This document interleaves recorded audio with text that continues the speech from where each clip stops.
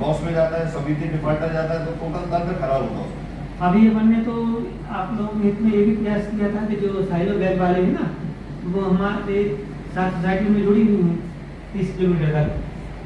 तो उनको चाहते थे कि और जोड़ से दूर तक की मैकेनिक किसान भाई को दिक्कत होगी। आप यदि किसान भाई का 25 किलोमीटर के ऊपर किराया देने के लिए तैयार हो वाहन का प्रति क्विंटल के हिसाब से, तो हम किसान भाई से अनुरोध कर सकते हैं कि भैया आप 25 किलोमीटर तो आपको लाने लाना है अधिकतम, 25 के ऊपर जो भी लाओगे आपको किराया देना होगा। तो वो अभी उनकी बातें चल रही, वो तैयार नहीं हुई, तो हम उनसे आप लोगों को किराया दिलाने वाले थे। ट्रांसपोर्ट होगी वो अपनी 3-4 दिन में हो सकती है, इसके लिए तरह की कोई व्यवस्था हो जाए। हमने अभी शासन से अनुरोध किया है कि चाहे अपने यहाँ जो गोदामों की कैपेसिटी है वो भर देगी लगभग, आपके साथ जानकारी होगा। अब जब यहाँ से वहाँ जबलपुर, छतरपुर या टिकमौर जाता है तो 1 से 1.5 चक्कर के लिए लग जाता है, 1 से 1.5 ले रहा है, तो उसके कारण से गति एकदम से प्रभावित हो रही है। हमने अनुरोध किया कि यहाँ बैग का मिल जाए, तो उनका कहना था कि उपार्जन सीजन में ना होके जैसे ही उपार्जन सीजन बंद होता है हम बैग की ये प्रयास करेंगे। दूसरा हमने ये भी अनुरोध किया है उनसे कि जो यहाँ पर कैब बना हुआ है, जिसने बताया 5000 एमटी का कैब बना है, हाँ, तो अगर उसकी अनुमति मिल जाती है तो हम तत्काल कम से कम 5000 एमटी हमारा वहाँ आ जाएगा। और भी यदि आपकी नॉलेज में है कि कोई गोदाम खाली है और जो अच्छी स्थिति में है, कोई लगता है कि इसने ओपन नहीं किया हो, तो हमने अभी जितने हमारे संज्ञान में आए थे 3-4 गोदाम हमने अधिग्रहण भी कर लिया उसका, मतलब साथी भाई किसान भाई को विलंब ना हो। मेरा ये कहना है कि जो पूर्व में खरीदी की गई है, सहकारिता विभाग की ये उदासीनता है कि पूर्व में जो खरीदी की गई है, जो वेयर हाउस की संख्या मान लो निश्चित है, परंतु पूर्व में जो माल खरीदा गया है वो अभी वहाँ 10 का 10 है। उन लोग जो वेयर हाउस वाले हैं आगे चर्चा करते हैं कि हमारे माल को आगे बढ़ाया जाए, नीलामी की जाए या कुछ उसको आगे करे, तो सहकारिता विभाग जो दोनों में उसकी उदासीनता कहलाई है। पूर्व के माल को आप अगर आगे नहीं बढ़ाएंगे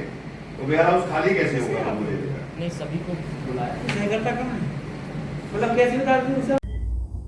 हमारे ज़िले में किसान भाइयों को कोई असुविधा ना हो, उनके सभी जो अभी सीजन शुरू होने वाला है, खाद बीज की प्रॉपर व्यवस्था हो, उनको आसानी से मिले, इन सब पर चर्चा करने के लिए हमारे द्वारा किसान संघों के साथ बैठक की गई थी। जो उनके द्वारा समस्याएं बताई गई हैं उनका हमारे द्वारा अधिकारियों को तत्पर से ना करके निर्देश दिए गए हैं कि संवेदनशीलता और सकारात्मक मानसिकता के साथ उनके जो अब